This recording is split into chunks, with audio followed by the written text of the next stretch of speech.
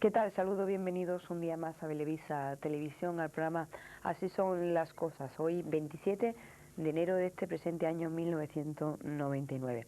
Hoy el programa va dedicado a la paz, a la no violencia. No sé si ustedes saben, y si no les informo, que se está celebrando la quinta jornada de educación para la paz, los días 26, 27 y 28 de este mes. Ayer tuvo lugar una ponencia en el set de la Zarquía, que es donde se está celebrando esta jornada, en colaboración con AINSA, una ponencia que dio con su ponente, Gonzalo Arias, que paso a presentarle, que ese será el invitado de hoy en nuestro programa. Gonzalo Arias, ponente de la jornada, bienvenido, gracias por estar con nosotros en el día de hoy. Gracias a vosotros, buenos días. Como bien decía, las quintas jornadas de educación para la paz. Ustedes en el día de ayer y hoy concretamente, día 27, pues se ha estado dando esa ponencia. Ayer concretamente introducción a la no violencia y parámetros de actuación en la lucha no violenta. ¿Qué exactamente fue lo que se explicó ayer en el... Sí, ayer hice una exposición más bien teórica y hoy va a ser más bien un testimonio de vida personal, una experiencia, una explicación de mis vivencias, ¿no? Entonces lo de ayer era el planteamiento teórico que, bueno, trataré de resumirlo aquí muy brevemente y de manera muy simple porque el espacio no dará para más tiempo, ¿verdad? Yo diría que era la no violencia es como una doctrina de vida que pone en duda, discute algo que casi todo el mundo considera como evidente y como una perogrullada, y es que es necesario, ante la violencia mortífera de los adversarios, sea en el plano individual, ante un criminal que viene a tu casa a robarte, amenazándote o amenazando tu vida incluso, o a escala mucho mayor entre las naciones, ante aquel que amenaza tus bienes, tu vida, etcétera, pues estás en tu derecho de defenderte con la violencia mortífera, matándole a él también. Es decir, matar en legítima defensa, todas las legislaciones lo admiten, los ejércitos de un país están para defender el país contra una agresión exterior, todo el mundo lo admite, en fin. O sea que esto que se ha considerado siempre en la historia como una evidencia, como una perogrullada, que, bueno, si te amenazan tu vida, pues tú tienes derecho a atentar contra la vida del otro. Esto lo pone en duda la no violencia. La no violencia consiste en decir, no, hay otras posibles maneras de defenderse, y la línea de la civilización pasa por la renuncia a ese supuesto derecho a defenderse con la violencia mortífera. Entonces, bueno, pues no sé si hay la posibilidad aquí de explayarnos un poquito de más en esto. Yo creo que sería más interesante entrar en el tema de la defensa no violencia a escala colectiva, porque a escala individual, sí, también podemos decir un poco a escala individual, porque aunque sea más fácil y sea más evidente, o quizá precisamente por eso, porque es más evidente el que la línea de la civilización pasa por esa renuncia a la supuesta legítima defensa. La teoría es que si viene alguien a matarte y tú tienes una pistola en la mano, pues tú tienes derecho a utilizar esa pistola y a matar al otro. Entonces yo me pregunto, bueno, esa es la teoría, pero en la práctica, ¿quién de nosotros se prepara para esa violencia legítima, en legítima defensa?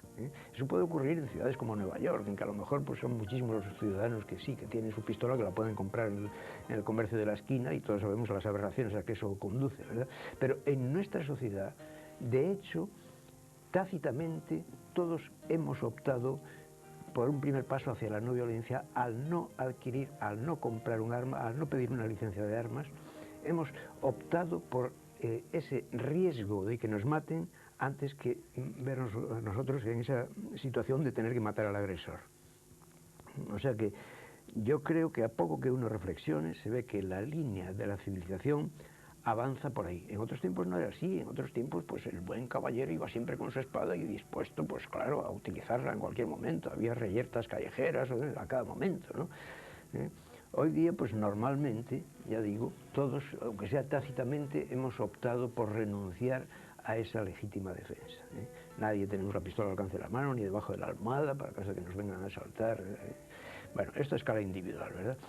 Por supuesto, se podría hacer análisis psicológicos o sociológicos, etcétera, muy dilatados, pero en fin, no es este el caso. Pero quizá interesa más tocar el punto de vista de la legítima defensa a nivel colectivo.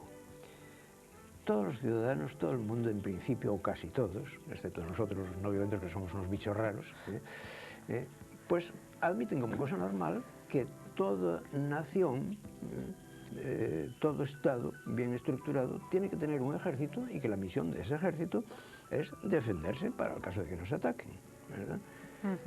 Parece una cosa evidente que nadie se para a ponerlo en duda.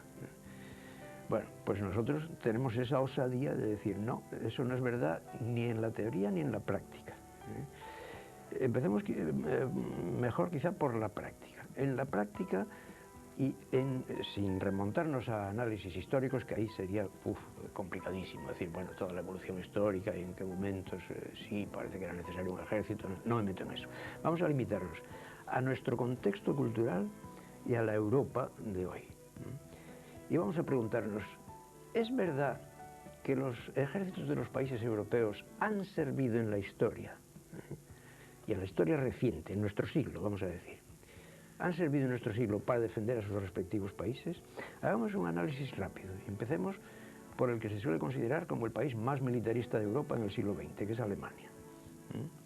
El ejército alemán sirvió para defender a su población, a su territorio, a sus instituciones en las dos grandes guerras mundiales.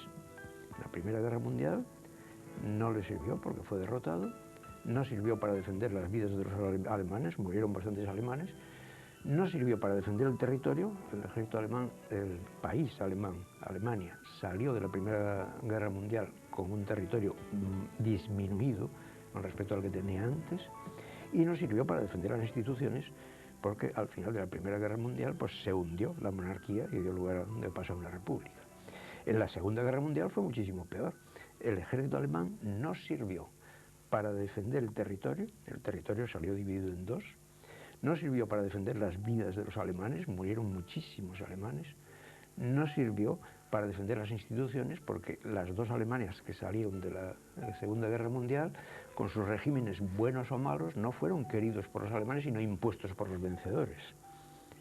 El ejército francés ha servido para defender a Francia. En la Primera Guerra Mundial, con muchas dificultades, defendió el territorio a costa de una barbaridad de bajas, hubo muchísimas bajas francesas. No sirvió para defender las vidas porque hubo muchísimas bajas francesas en la Primera Guerra Mundial. En la Segunda Guerra Mundial, todos sabemos que no, fue el país invadido por los alemanes. ¿El ejército italiano sirvió para defender Italia? También Italia fue, a pesar de su ejército, invadida primero por sus propios aliados, los alemanes, y luego por los americanos. Los ejércitos de países más pequeños, como Holanda, Dinamarca, Bélgica, Noruega, ¿sirvieron para defender a sus respectivos países? Todos ellos fueron invadidos por otro ejército.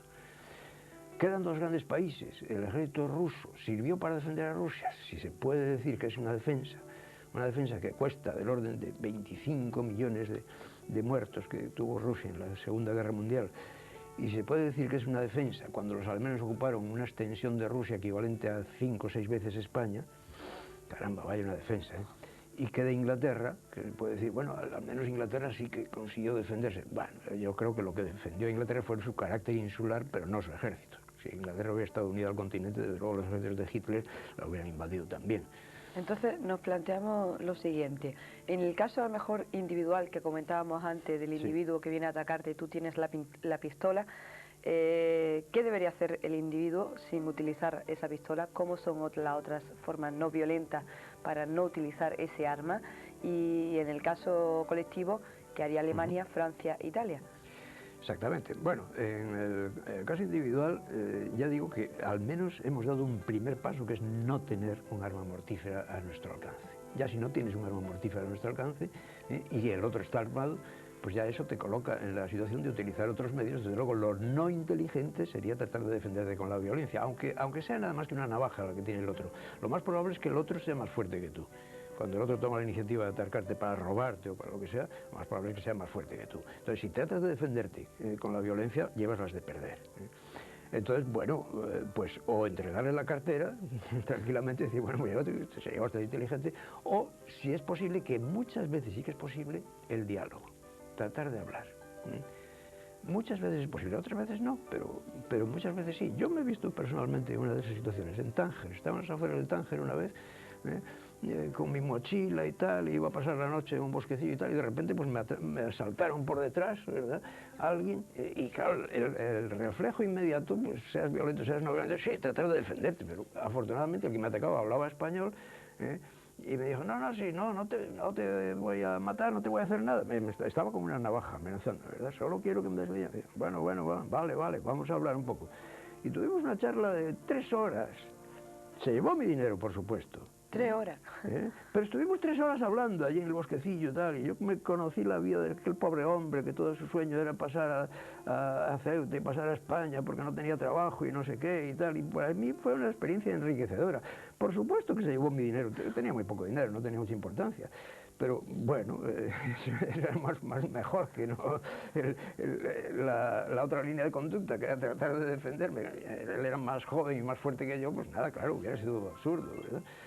Claro, no quiero decir que con la respuesta no violenta vaya a tener siempre éxito, ni que tenga el éxito garantizado, ni mucho menos, ¿verdad? Es un riesgo. Lo mismo a escala individual que a escala colectiva. Es decir, bueno, yo no te mato a ti, aunque tú tengas intención de matarme a mí, quiero que sepas que yo a ti no te voy a matar nunca. Así es que por lo menos ten la seguridad de que tu vida, le dice el agredido al agresor, ¿verdad?, tu vida no corre peligro. Bueno, entonces ya eso elimina un riesgo mayor de violencia. Si el agresor sabe que su vida no corre peligro, estará mucho menos inclinado a matar al agredido. Si el agredido se defiende también con un arma, entonces, claro, pues el agresor también utilizará la suya y habrá más probabilidades de que corra la sangre. Ahora, no es una garantía total de éxito, claro que sí. La opción por la no violencia no es un juego de niños, no es una garantía. Hay un riesgo y la prueba es que los grandes líderes no violentos, pues Gandhi, Martin Luther King, fueron asesinados, claro. O sea, no es un juego de niños, ¿no? Hay un riesgo. Y a escala colectiva también hay un riesgo. Si un pueblo entero opta ante una hipotética invasión de un ejército extranjero, es decir, bueno, pues nada, supongamos, es un caso hoy por hoy, por desgracia, muy difícil de imaginar, eso de que haya todo un pueblo con su gobierno, sus instituciones preparados para la defensa no violenta, eso hoy por hoy es una utopía, ¿verdad? Los casos que se han dado han sido más bien casos de respuesta a no violencia improvisada. Pero vamos a suponernos, a plantear esta hipótesis, como pura hipótesis, un gobierno preparado para la no violencia, un pueblo que ha recibido instrucciones para respuesta no violenta, un ejército agresor que viene a invadir el país, y entonces que la respuesta es decir, bueno, pasen ustedes tranquilamente, no les vamos a poner una resistencia armada, pero cuando estén en nuestro país no les vamos a obedecer en nada. Punto clave de la defensa no violenta, la desobediencia, el tener el valor de desobedecer las órdenes que se te dan con una pistola en la mano. Ah, pero es que entonces me van a matar. Sí, hay ese riesgo. Reconozcámoslo. Pero el riesgo será muchísimo mayor si tratas de responder con la violencia. Pero si de todas maneras a lo mejor acaba muerto. No, de todas maneras, tú imagina bien, a esa escala colectiva, un país agresor, aunque no les pongamos nombres, no hace falta que pensemos ni Francia, ni Alemania, ni España, ni nada, sino así, en abstracto. Un país agresor que ocupa un país, y ese país ocupado, las instituciones, los ciudadanos, todos dicen, bueno, de acuerdo, no nos vamos a defender, pero cuando estéis aquí no os vamos a obedecer en nada. Vamos a tratar de seguir funcionando con nuestras instituciones. Si queréis aprovechar nuestras riquezas naturales, las minas, lo que sea, pues los mineros no os van a obedecer, vais a tener que traer otros. ¿Qué crees? ¿Que ese país ocupante va a matar a todos los mineros, va a matar a todos los ciudadanos para hacerse con el control del país? No lo van a hacer. No lo van a hacer, sobre todo, en fin, eso a lo mejor lo hubieran hecho las tropas de Gengis Khan o en tiempos muy remotos, pero estamos, repito, en la Europa de hoy. Estoy hablando de hipótesis de nuestro contexto de países civilizados. No, esto no se da. Y bueno, y se podrían poner ejemplos históricos, ¿eh? Esto que te he dicho, que bueno, que lo imaginemos en abstracto, pues bueno, hay ejemplos, sí, cuando allá por 1920 y tantos, los franceses y los belgas, después de la Primera Guerra Mundial, decidieron ocupar las minas del Ruhr en Alemania, para conseguir que Alemania les pagara las indemnizaciones de guerra que Alemania no podía pagar porque era un desastre económico como estaba Alemania y que se habían negado a pagar. Pero entonces los mineros alemanes se negaron a colaborar con los ocupantes. Bueno, pues la ocupación de las minas del Ruhr por Francia y por Bélgica les costó muchísimo más dinero a Francia, a los ocupantes, lo que ellos pretendían cobrarse. Claro, cuando hay una desobediencia cívica, cuando hay una actitud de huelga general por parte de las instituciones de un país, pues el ocupante se ve desarmado, no sabe qué hacer. ¿Qué va a hacer? ¿Vamos a fusilar a todos los mineros? Imposible. La verdad es que sería es una buena lógica. Gonzalo, hoy día 27 pues usted va a poner otra ponencia, Historia del movimiento no violento en España, defensa armada o defensa popular no violenta, y ahora con el reemplazo nuevo de las Fuerzas Armadas en febrero, ¿cómo se presenta? Sí, estamos en una situación que, por una parte, los objetores de conciencia, los jóvenes antimilitaristas, los insumisos, han conseguido, porque hay que reconocer que el mérito es fundamentalmente suyo, han conseguido que este gobierno del Partido Popular, y si no hubiera sido esto es igual, hubieran sido los socialistas, a la larga es lo mismo, ¿verdad?, han conseguido que den ese paso de decir, bueno, vamos a terminar con la mili obligatoria y vamos a ir al ejército profesional. Y uno de los motivos fundamentales, y no el más fundamental para dar este paso, ha sido que la objeción de conciencia se había disparado. Cada vez hay más jóvenes que dicen, no, ¿por qué me van a obligar a una cosa que yo en conciencia no comulgo con ella? Entonces se ha conseguido que se renuncie a obligar a los ciudadanos varones del país a ser soldados durante un tiempo determinado de su vida. Bien, desde el punto de vista de la conciencia individual es una gran victoria, es una gran victoria. Ahora, la contrapartida es que los políticos, las instituciones han respondido a eso diciendo, bueno, pues vamos al ejército profesional aunque nos cueste más dinero.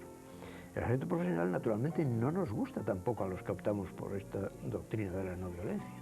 Tampoco nos gusta porque supone muchos gastos, entre otras cosas, y porque supone, claro, para mantenerlo pues hace falta una industria de guerra, y para mantener esa industria de guerra pues hace falta vender armas a países del tercer mundo, fomentar guerras de manera directa o indirecta en otros países, lo cual es todo un montaje tremendamente inmoral, ¿verdad? Entonces nos encontramos en esta situación, en España concretamente, en que nos encaminamos al ejército profesional. Y ese ejército profesional, el poder, los militares y los políticos, ya están temiendo que no van a tener bastantes reclutas voluntarios.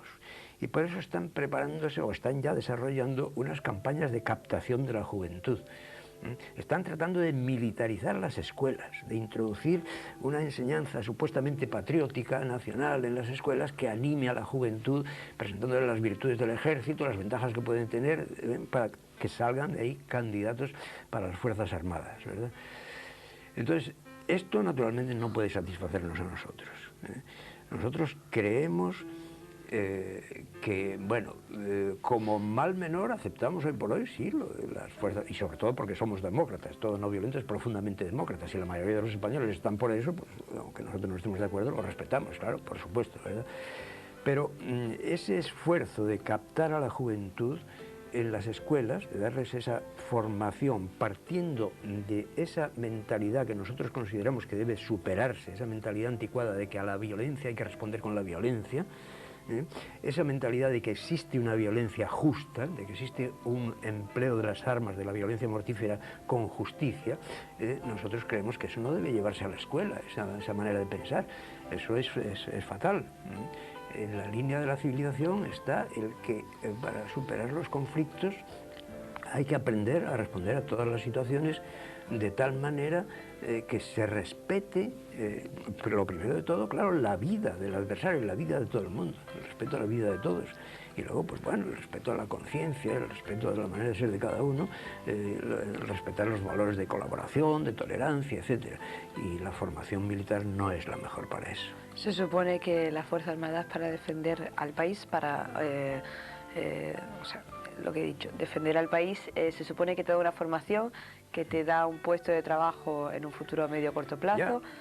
Eso es lo tremendo, eso es que ofrecen el puesto de trabajo, ¿no? Seamos realistas, la inmensa mayoría de los jóvenes que se apunten a las Fuerzas Armadas será por ese motivo, no se metan en grandes filosofías.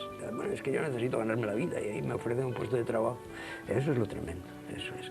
Ahora, contra eso pues hay que luchar, en fin, tratando de conseguir que la juventud no se limite a esa visión egoísta, vamos a decir, a esa visión personal, a ese puro buscar cada uno su beneficio personal, decir, bueno, no, yo voy al ejército porque ahí encuentro una manera de ganarme la vida, sino que, en fin, eleven un poco sus miras, se planteen un poco los grandes temas y decir, bueno, pero hay otras maneras de vivir en que no te obliguen al aprendizaje de utilizar armas de muerte. Claro, muchos también optan o hay la posibilidad de que opten por las Fuerzas Armadas, o por hacer la mili, o por esto, diciéndose, bueno, al fin y al cabo, pues bueno, estamos en un país que tiene pocas probabilidades de participar en una guerra directamente, todas las guerras son cosas del pasado, yo voy a hacer mi servicio militar o incluso una vida profesional en el ejército y a lo más me van a mandar a misiones de paz en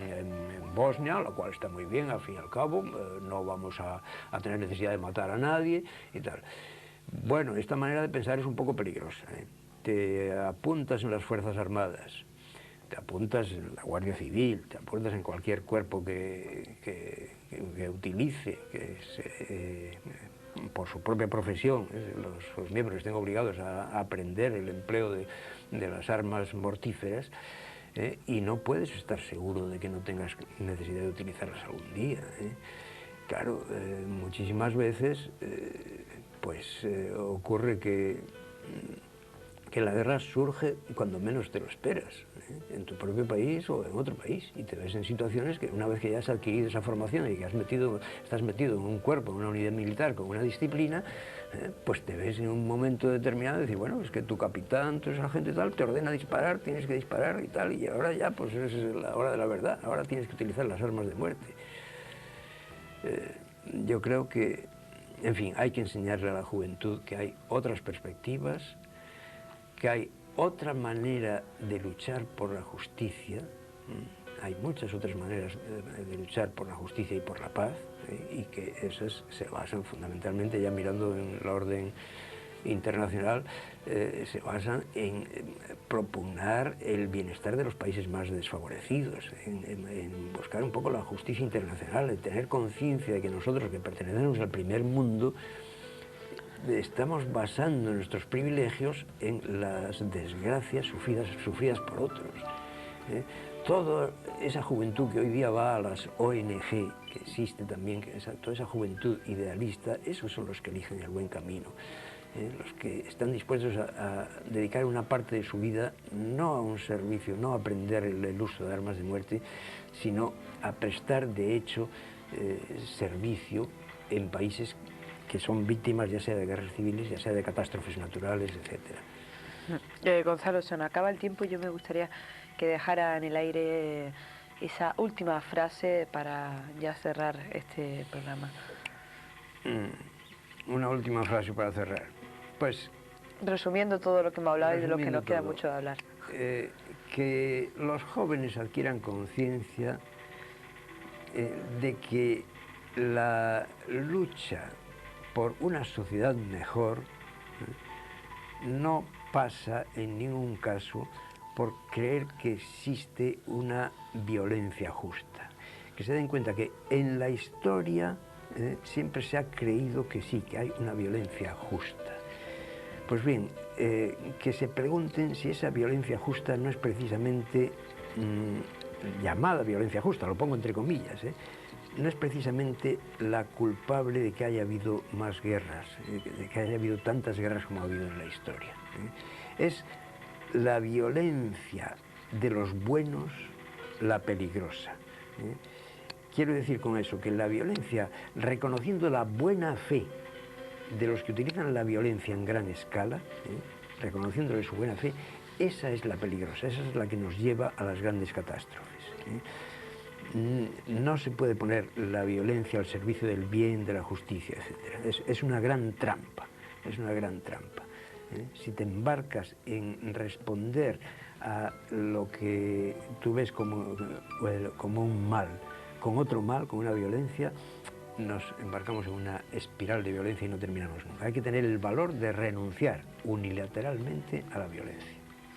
Pues hoy hemos podido conocer en el programa otra manera de no utilizar la violencia y de cómo vivir sin esas armas y otras muchísimas cosas que nos atentan cada día, no solo en nuestro país, sino en el resto del mundo. Las quintas jornadas de educación para la paz que se está celebrando en Mercobeles.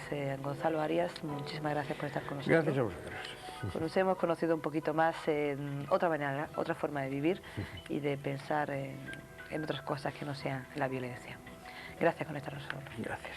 Nada más a ustedes emplazarles a mañana una próxima cita aquí en Belevisa Televisión, porque así son las cosas.